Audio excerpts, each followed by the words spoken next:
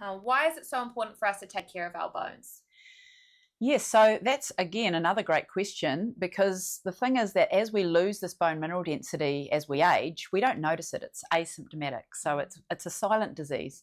So often osteoporosis is described as a 30-year journey, which is fueled by reduced bone mineral density and increased fracture risk.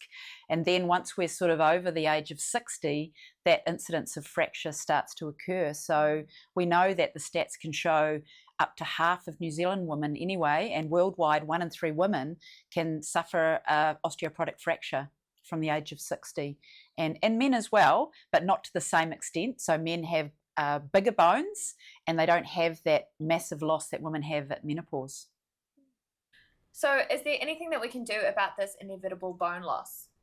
Well, yes, there is. So there's a lot we can do. So there's some things that are not modifiable. So things like our genetics and our ethnicity. So the most at risk from an ethnicity perspective is Caucasian and Asian people.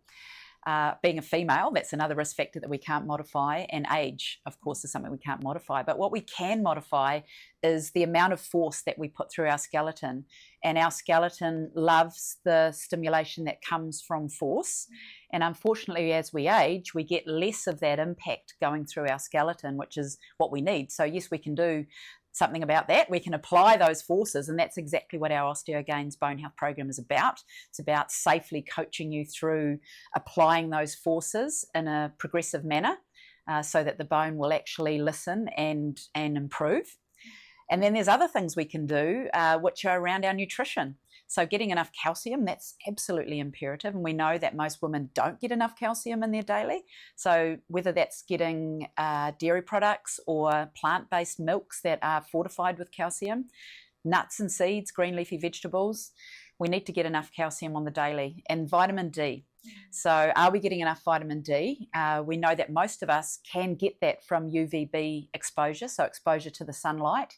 But because most of us spend so much time indoors, there's greater and greater issue with people being deficient in vitamin D.